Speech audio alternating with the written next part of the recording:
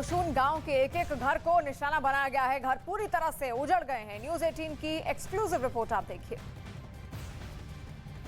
मोशून में एक भी घर नहीं बचा है। सब कुछ तबाह हो चुका है।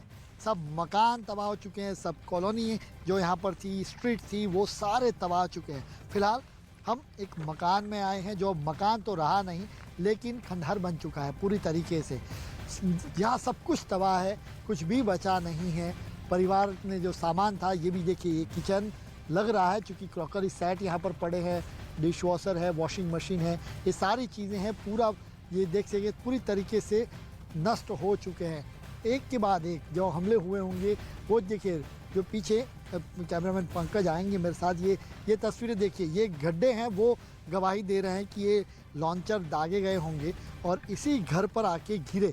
और ये पहला एक गड्ढा दिख रहा है, दूसरा ये, यानी ये ज़बरदस्त धमाका हुआ होगा और उस धमाके का इम्पैक्ट ही उतना रहा कि पूरा का पूरा जो घर था वो नष्ट हो चुका। और यहाँ देखिए उनकी बाइक कह लीजिए, ये दूसरा एक व्हीकल है, वो भी पूरी तरीके से उसमें चपेट में आ गया है। सब कुछ नष्ट, कुछ भी नहीं बचा है। जो भी सपने थे परिवार के, वो कहें एक मकान का परिवार, खुशहाल एक परिवार रहता था, पूरी तरीके से सब कुछ चंद मिनटों में ख़त्म हो गया।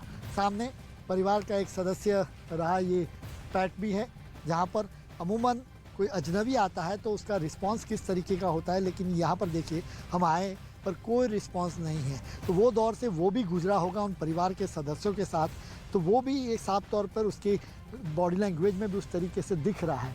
दूसरा, यहाँ पर देखिए ये तस्वीरें, छत भी नहीं बची है, कुछ भी नहीं बचा। एक परिवार ने सब कुछ गंवा दिया है। ऐसे एक नहीं, बहुत से परिवार है ये जो इस गांव में जिन्होंने अपने घरों को खोया है। हालांकि जान बचाने में कामयाब थोड़े रहे और वहाँ से निकले, और कई की जान भी गई है, इसका आधिकारिक आंकड़ा नहीं है। लेकिन एक तस्वीर यहाँ पर मैं आपको दिखाऊंगा।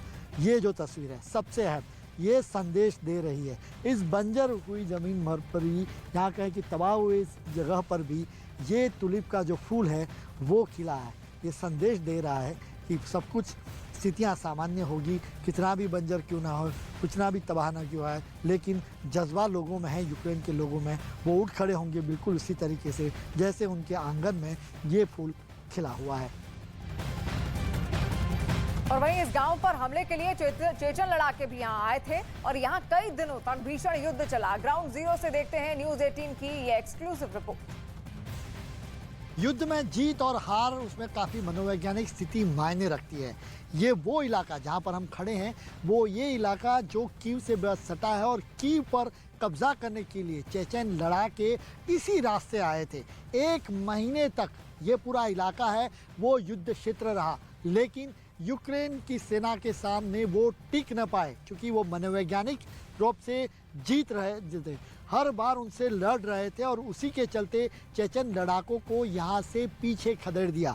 एक तस्वीर इंटरेस्टिंग आपको दिखाने जा रहे हैं जो टीवी स्क्रीन पर अब होगी। ये है कि ये है रूसी सेना के सैनिक का जो डमी है उसको यहाँ पर लटका है। पूरी तरीके से संदेश साफ देने की कोशिश यूक्रेन सेना से कि अगर उनके इलाके में आने की हिम्मत की तो ये खामियाजा भुगतना पड़ेगा।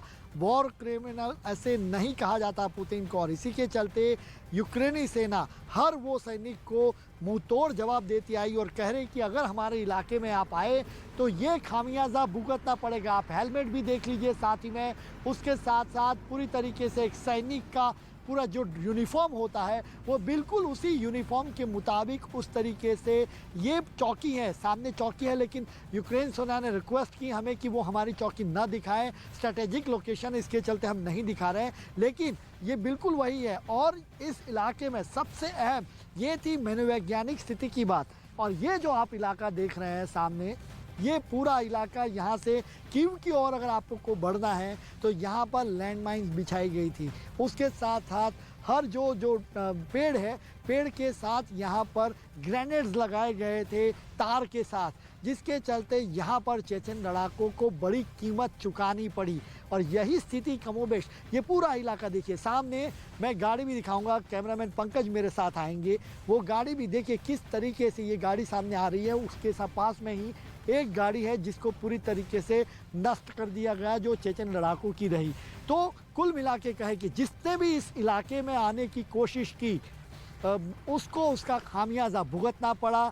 यूक्रेन सेना बेहद मनोवैज्ञानिक रूप से उनके ऊपर हावी रही और उसका खामियाजा उन्होंने भुगता, और उसी के चलते चेचन लड़ाकों को यहाँ से खदेड़ दिया गया। और कीव पर कब्जा नहीं कर पाने के सबसे बड़ी वजह यही रही कि यहाँ इस मोर्चे पर यूक्रेनी सेना डटकर लड़ रही थी, और इसी के चलते रूसी सेना कहें या चेचन लड़ाके कहें, वो कीव तक पहुँच ही नहीं पाए। और सारी उनके जो प्लानिंग थे वो सारे के सारे प्लानिंग कीव पर कब्जा, कीव पर तख्ता पलट करने की जो मंशा थी उस पर पानी फिर गया। तो ये है सबसे बड़ी खबर इस इलाके की। इस इलाके में अब तक कोई किसी को आने नहीं दिया जा रहा था, इसको ओपन किया गया। और सबसे बड़ी बात यही कि लैंडमाइन जिस तरीके से एक के बाद एक बिछाई जा रही थी, तो अगर चेचन कमांडे आते भी थे यहाँ पर, चेचन लड़ाके अगर आते भी थे तो उनके व्हीकल के साथ तो उसको उड़ा दिया जाता था। तो इसके चलते जो स्ट्रेटेजी रही यूक्रेनी सेना की वो सबसे हावी रही।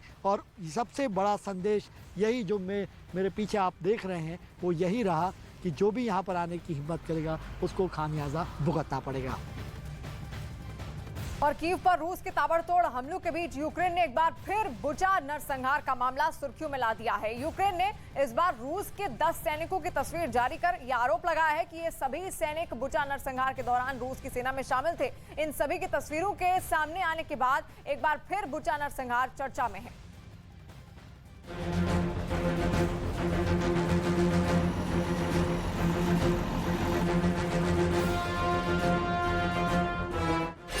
बुचा पर यूक्रेन का सख्त कदम, रूस के सैनिकों की तस्वीर जारी की। नरसंहार में करीब 1000 लोगों की हुई थी मौत।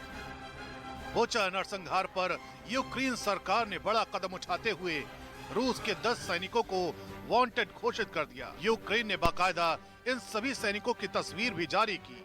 रूसी सेना के ट्वीट में जिन सैनिकों को आरोपी बनाया गया उनमें पहले 4 सैनिकों की तस्वीर जारी की गई, जिसके बाद एक और ट्वीट कर फिर 4 रूसी सैनिकों की तस्वीर जारी की और इन चारों को बुचा में किए गए नरसंहार के लिए जिम्मेदार ठहराया।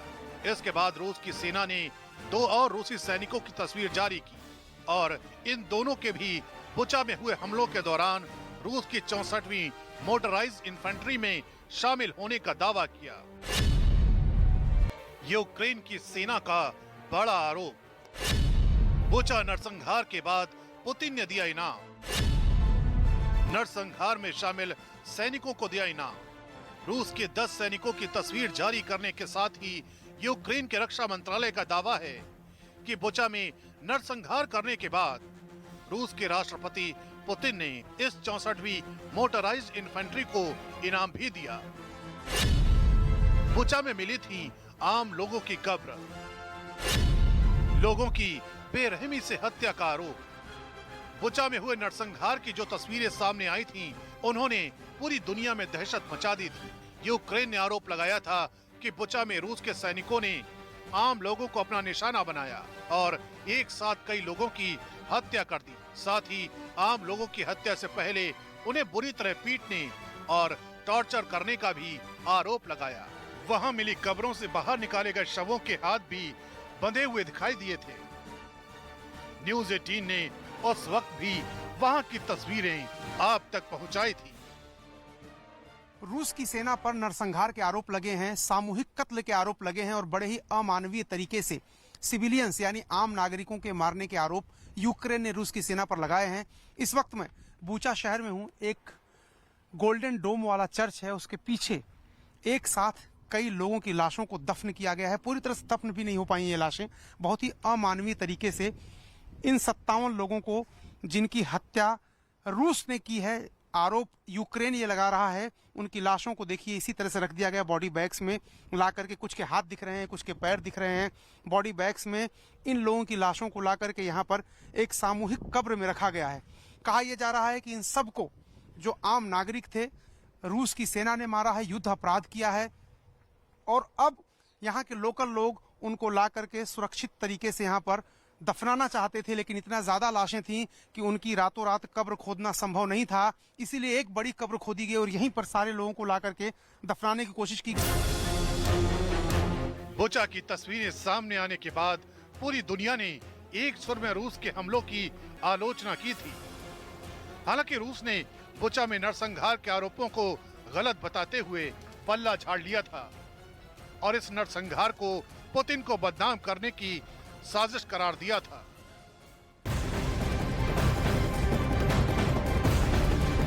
और बड़ी खबर सामने आ रही है। पूर्वी यूक्रेन में भीषण जंग चल रही है। यूक्रेन ने मैदान में डटे अपने सैनिकों का एक वीडियो जारी किया है जो जंग में आधुनिक हथियारों से लैस हैं और टैंक हेलीकॉप्टर से अपने दुश्मनों पर हमले कर रहे हैं। बताया गया कि ये ब्रिगेड 2014 से इस क्षेत्र में लड़ रही है। वहीं रूस की सेना ने भी इस क्षेत्र पर पूर्ण कब्जे के लिए पूरा जोर लगा दिया है। तो तस्वीरें आप देखिए, वीडियो यूक्रेन की सेना की ओर से जारी किया गया है, यानी कि जंग के मैदान में किस तरीके से लगातार उनके सैनिक डटे हुए हैं, ये इस बात का सबूत साफ साफ दे रहा है। लेकिन साथ ही साथ यूक्रेन और रूस आमने सामने की टक्कर पर अब कई मोर्चों पर लगातार खड़े हुए हैं और जमीन हो या फिर आसमान, हर तरफ से तबाही देखने को मिल रही है।